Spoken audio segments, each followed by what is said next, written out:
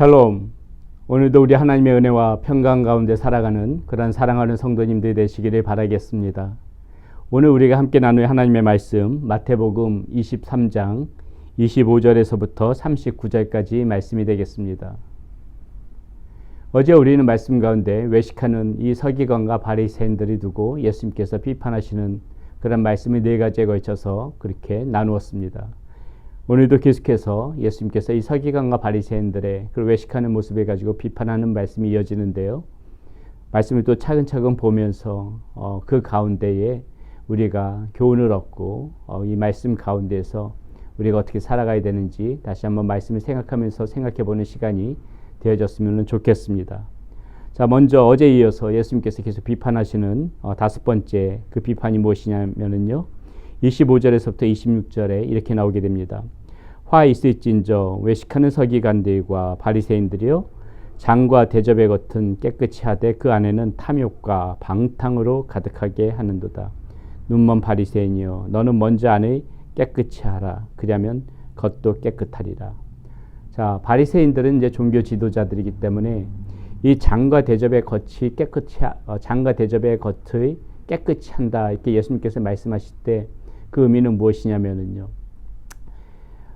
하나님 앞에 제사를 드릴 때에 이제 그 장과 대접, 그 쓰여지는 장과 대접을 이들은 이제 종교 지도자들이었기 때문에 아마 깨끗이 닦겠죠. 예, 더러워지면 불경하다고 생각했기 때문에 그 장과 대접을 깨끗이 닦았을 겁니다. 그런데 이 예수님께서 지금 말씀하시는 것은 무엇입니까? 그것이 더러워지면 안 되고 그것이 깨끗이 해야 되는 것은 아는데 지금 너희의 속마음은 그렇게 더러운 상태를 그대로 내버려 두고 있다는 것입니다. 그것을 닦을 생각을 안 하고 있다는 것이에요. 탐욕과 방탕, 이것 지금 예수께서 말씀하셨는데요. 이런 더러움이 너희들 안에 그대로 있다는 것이지요. 너희들의 속마음은 왜 닦을지 모르냐는 것입니다. 하나님 앞에 올려드리는 그러한 그 제사할 수 있는 그릇들은 깨끗이 닦을 줄 알면서 너희들이 하나님 앞에 마음으로 드려야 되는 그 마음은 왜 더러운 상태를 닦지 않고 그대로 내버려 두고 있느냐.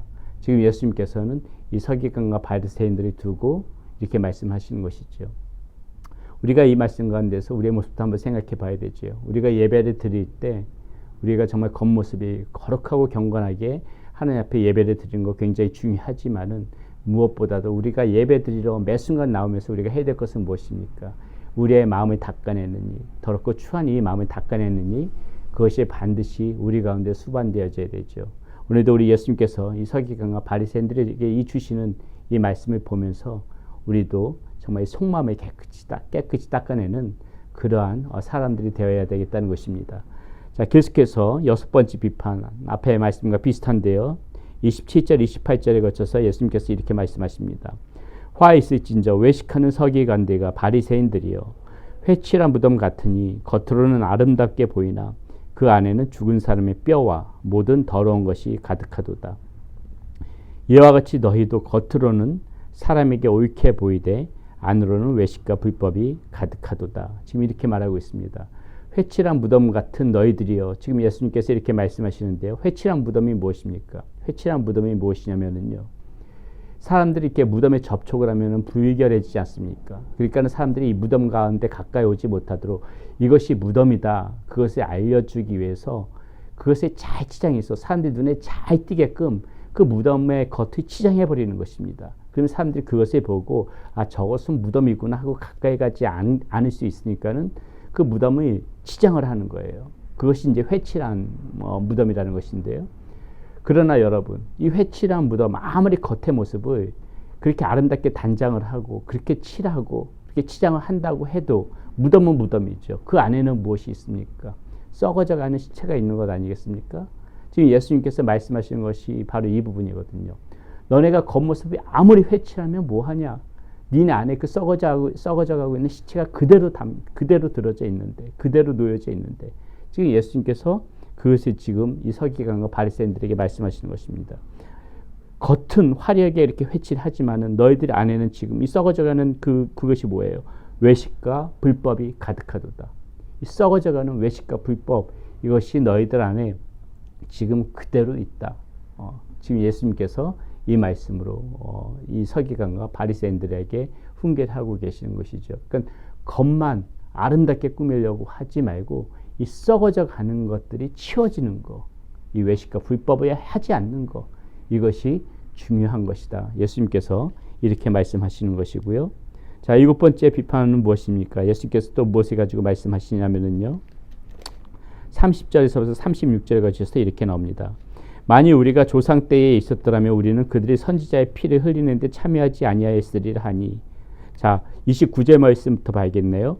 화 있을진저 외식하는 서기관들과 바리새인들이여, 너희는 선지자들의 무덤을 만들고 의인들의 비석을 꾸미며 이르되, 만일 우리가 조상 때에 있었더라면 우리는 그들이 선지자의 피를 흘리는데 참여하지 아니하였으리라 하니. 그러면 너희가 선지자를 죽인 자의 자손임을 스스로 증명함이로다. 너희가 너희 조상의 분량을 채우라. 뱀들아, 독사의 새끼들아, 너희가 어떻게 지옥의 판결을 피하겠느냐. 그러므로 내가 너희에게 선지자들과 지혜 있는 자들과 서기관들을 보내매 너희가 그 중에서 덜어는 죽이거나 십자가에 못 박고, 즉 그 중에서 덜어는 너희 회당에서 채찍질하고 이 동네에서 저 동네로 따라다니며 박해하리라. 그러므로 의인 아벨의 피로부터 성전과 제단 사이에서 너희가 죽인 바랴가의 아들 사가랴의 피까지 땅 위에서 흘린 의로운 피가 다 너희에게 돌아가리라. 내가 진실로 너희에게 이르노니 이것이 다 이 세대에 돌아가리라.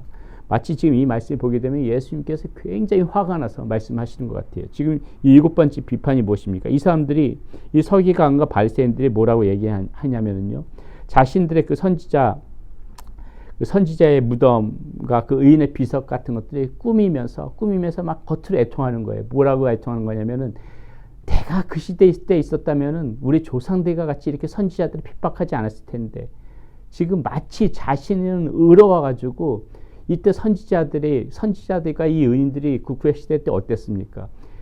이 사람들, 이 조상들, 이 죄 가운데 있는 사람들이 보고 돌아와라, 하나님 곁으로 돌아와라 이렇게 할 때 그 선지자들이 죽이고 핍박했던 그 사람들 아닙니까? 그 사람들이 지금 이 서기관과 바리새인들의 조상이거든요. 자신들이, 예수님께서도 여기서 지금 말했듯이, 그러면 너희가 선지자를 죽인 자의 자손임을 스스로 증명함이로다. 이 사람들이 지금 그렇게 얘기하고 있으니까요. 그 선지자와, 옛날 그 선지자와 그 의인들의 비석을 이렇게 잘 갖고 닦으면서, 내가 그 시대 때 있었으면 우리 조상들과 같이 그렇게 핍박하지 않았을 텐데, 마치 자기는 의로운 척 하면서 이렇게 얘기하고 있는데요. 실제적으로 지금 이 사람들은 어떻게 하고 있습니까?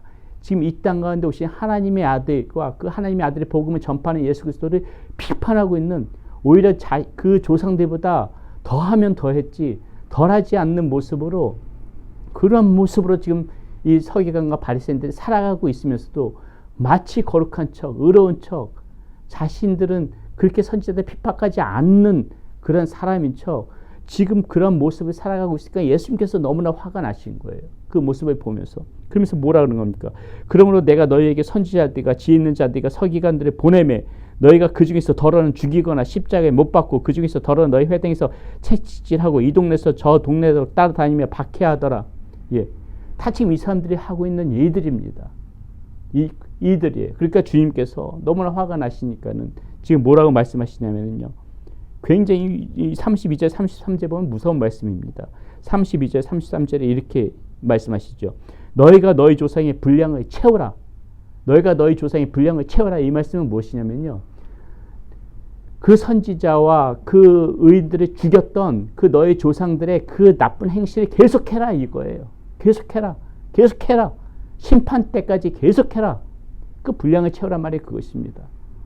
너희 조상들의 그 행위를 그대로 심판 때까지 답습해서 계속해봐라. 그렇게 살아라. 지금 얘기하는 거예요. 그러면서 뭐라 그러는 겁니까? 뱀들아, 독사의 새끼들아, 너희가 어떻게 지옥의 판결을 피하겠느냐?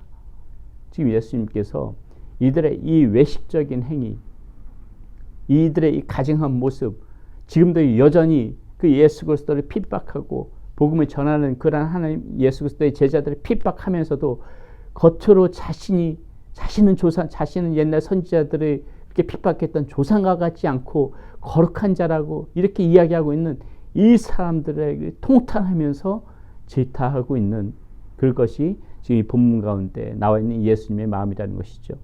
그러면서 예수님께서 37절에서 39절 지금 뭐라고 말씀하시는가 들어보세요. 예루살렘아 예루살렘아 선지자들을 죽이고 네게 파송된 자들을 돌로 치는 자요, 암탉이 그 새끼를 나에게 아래에 모음같이 내가 네 자녀를 모으려 한 일이 몇 번이더냐.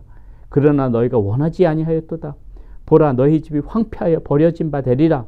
내가 너희에게 이르노니 이제부터 너희는 찬송하리로다. 주의 이름으로 오시는 이 할 때까지 나를 보지 못하리라 하시니라.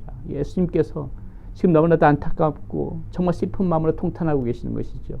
암탉이 그 자기의 새끼들을 모으는 것처럼 그 품 가운데 모으려고 하는 것처럼 그렇게 시도했던 것이 도대체 몇 번이었더냐. 근데 너희들은 귓등으로도 그 말씀을 듣지 않는다는 거예요. 그러면서 심판 때 너희가 주의 이름으로 그때 올 때까지 내가 너희에게 이르노니 이제부터 너희는 찬송하리로다. 주의 이름으로 오시는 이 할 때까지 나를 보지 못하리라. 주님께서 정말 애통하면서 이런 말씀을 하시는 것이죠.